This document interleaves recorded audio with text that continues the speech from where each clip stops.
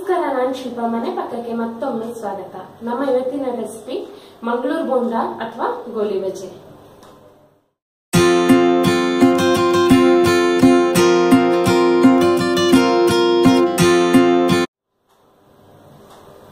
ಮಂಗಳೂರು ಮೂಲದ ತುಂಬಾ ಪ್ರಸಿದ್ಧವಾದ ಸಂಜೆ ತಿಂಡಿ ಇದು.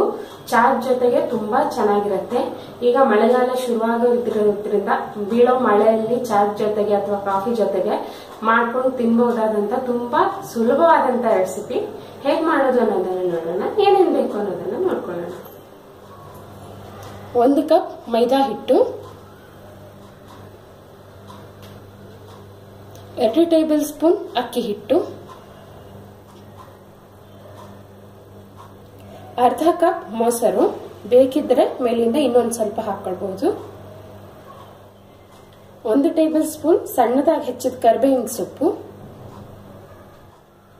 2 ರಿಂದ 3 ಹಸಿಮೆಣಸು ಸಣ್ಣದಾಗಿ ಹೆಚ್ಚಿಕೊಂಡಿರೋದು, ಅರ್ಧ ಇಂಚು ಶುಂಠಿ ಸಣ್ಣದಾಗಿ ಹೆಚ್ಚಿಕೊಂಡಿರೋದು, 2 ಟೇಬಲ್ ಸ್ಪೂನ್ ಹಸಿ ತೆಂಗಿನಕಾಯಿ ಚೂರುಗಳು ಅಥವಾ ತುರಿದಿರೋ ತೆಂಗಿನಕಾಯಿಯನ್ನು ಸಹಿತ ಉಪಯೋಗಿಸ್ಕೊಳ್ಬಹುದು,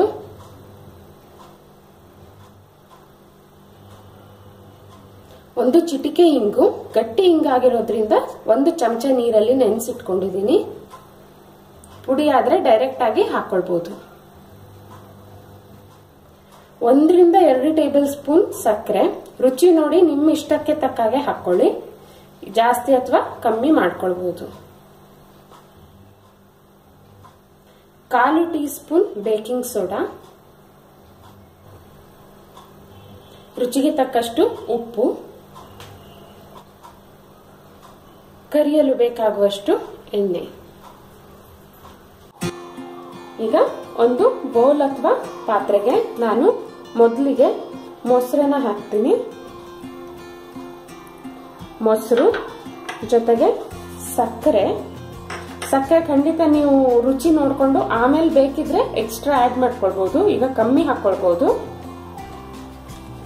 ಉಪ್ಪು ರುಚಿಗೆ ತಕ್ಕಷ್ಟು ಅಂದಾಜಿಗೆ ಉಪ್ಪು, ಕೊಬ್ಬರಿ ತುರಿ, ಶುಂಠಿ, ಹಸಿಮೆಣಸು, ಕರಿಬೇವಿನ ಸೊಪ್ಪು ಹಾಗೂ ಇಂಗು. ಇದಿಷ್ಟನ್ನ ಕೈಯಿಂದ ಮೊದಲು ಸರಿಯಾಗಿ ಈ ರೀತಿ ಕಲಿಸ್ಕೊಳ್ಬೇಕು. ಸಕ್ಕರೆ ಮತ್ತೆ ಉಪ್ಪು ಕರಗಬೇಕು ಮೊಸರಲ್ಲಿ. 1-2 ಸೆಕೆಂಡ್ ಈ ರೀತಿ ಸರಿಯಾಗಿ ಕೈಯಾಡಿಸ್ಕೊಂಡ ನಂತರ ಇದಕ್ಕೆ ನಾವು ಸೋಡಾ ಹಾಕೊಳ್ಬೇಕು. ಸೋಡಾ ಹಾಕೊಂಡು ತಕ್ಷಣ ಈ ರೀತಿ ಕಲಿಸ್ಕೋಬೇಕು. ಸೋಡಾನ ಈಗ ಹಾಕೋದ್ರಿಂದ ತುಂಬಾ ಲೈಟ್ ಆಗಿ ಚೆನ್ನಾಗಿ ಬೋಂಡಾಗಳು ಬರುತ್ತೆ, ಆದ್ರೆ ತುಂಬಾ ಎಣ್ಣೆ ಹೀರ್ಕೊಳ್ಳುತ್ತೆ.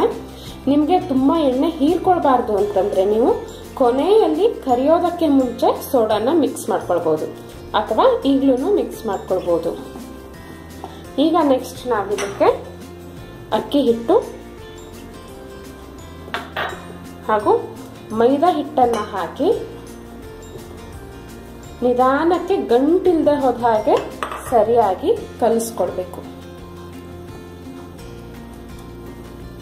ಈಗ ಗಂಟಿಲ್ದಂಗೆ ಇದು ಸರಿಯಾಗಿ ಮಿಕ್ಸ್ ಆಗಿದೆ, ಆದ್ರೆ ಇದು ಸ್ವಲ್ಪ ದಪ್ಪ ಆಗಿದೆ. ಇದನ್ನ ಚೂರು ಮೊಸರು ಬೇಕಾಗತ್ತೆ. ನಾನು ಅಂದಾಜು 2 ಟೇಬಲ್ ಸ್ಪೂನ್ ಅಷ್ಟು ಮೊಸರನ್ನ ಹಾಕೊಂಡಿದ್ದೀನಿ. ಒಂದೇ ಸಲ ಜಾಸ್ತಿ ಹಾಕೊಳ್ಬೇಡಿ, ಯಾಕೆಂದ್ರೆ ಇದು ತುಂಬಾ ನೀರಾದ್ರೆ ಜಾಸ್ತಿ ಎಣ್ಣೆಯನ್ನ ಹೀರ್ಕೊಳ್ಳುತ್ತೆ.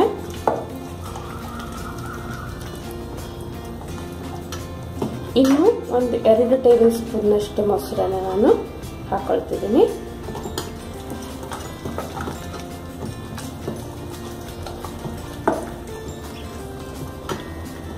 ಹಿಟ್ಟು ಈ ಹದದಲ್ಲಿ ಇರಬೇಕು.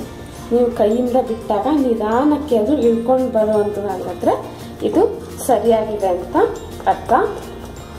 ಒಂದೊಂದು ಹಿಟ್ಟು ಒಂದೊಂದು ಮೊಸರನ್ನ ಅಮೌಂಟ್ ಅನ್ನ ತಗೊಳುತ್ತೆ. ಹಾಗಾಗಿ ಮೊಸರನ್ನ ಖಂಡಿತ ನೀವು ಹೆಂಗ್ ಬೇಕೋ ಹಾಗೆ ನೋಡಿ ಒಟ್ಟು ಈ ಹದಕ್ಕೆ ಬರುವ ಹಾಗೆ ನೀವು ಮೊಸರನ್ನ ಹಾಕೊಳ್ಬೇಕು. ಈಗ ಇದನ್ನ ಮುಚ್ಚಿ ಕನಿಷ್ಠ 2 ರಿಂದ 3 ಗಂಟೆ ಹುಳಿ ಬರೋದಕ್ಕೆ ಬಿಡಬೇಕು. ಇಲ್ಲದೆ ಹೋದ್ರೆ ಚೆನ್ನಾಗಾಗಲ್ಲ. 5 ರಿಂದ 6 ಗಂಟೆ ಬಿಟ್ಟರೆ ತುಂಬಾ ಒಳ್ಳೆಯದು. ಆಗ್ಲಿಲ್ಲ ಅಂದ್ರೆ ಕನಿಷ್ಠ 2 ತಾಸಾದ್ರೂ ಈ ಹಿಟ್ಟನ್ನ ಮುಚ್ಚಿ ಹುಳಿ ಬರೋದಕ್ಕೆ ಬಿಡಬೇಕು. ಈಗ 3 ತಾಸಾಗಿದೆ, ಹಿಟ್ಟು ಹುಳಿ ಬಂದಿದೆ. ಇದನ್ನ ಒಂದ್ಸಲ ಸರಿಯಾಗಿ ಇನ್ನೊಂದ್ಸಲ ಕೈಯಲ್ಲಿ ಮಿಕ್ಸ್ ಮಾಡ್ಕೊಳ್ಬೇಕು. ಹಾಗೇನೆ ನಾನಿಲ್ಲಿ ಎಣ್ಣೆಯನ್ನು ಸಹಿತ ಕಾಯೋದಕ್ಕೆ ಇಟ್ಕೊಂಡಿದ್ದೀನಿ. ಕೈಯನ್ನ ಒಂದ್ ಸ್ವಲ್ಪ ನೀರಲ್ಲಿ ಒದ್ದೆ ಮಾಡಿಕೊಂಡು ಈ ಹಿಟ್ಟನ್ನ ಚೂರ್ ಚೂರಾಗಿ ಈ ರೀತಿ ಬಿಸಿ ಎಣ್ಣೆಯಲ್ಲಿ ಬಿಡಬೇಕು.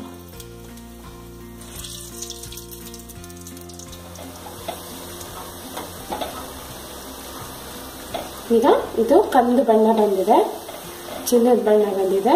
ಈಗ ಇದನ್ನ ನಾವು ತೆಗೆದು ಟಿಶ್ಯೂ ಪೇಪರ್ ಮೇಲೆ ತೆಕ್ಕೊಳ್ಳೋಣ.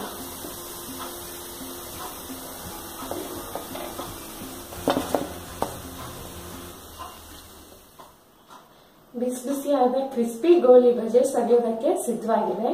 ಕಾಯಿ ಚಟ್ನಿ ಅಥವಾ ಟೊಮೆಟೊ ಕೆಚಪ್ ಜೊತೆಗೆ ತುಂಬಾ ಚೆನ್ನಾಗಿರುತ್ತೆ. ಖಂಡಿತ ಮಾಡಿ ನೋಡಿ, ಹೇಗಾಯ್ತು ಅನ್ನೋದನ್ನ ನನಗೆ ತಿಳಿಸಿ.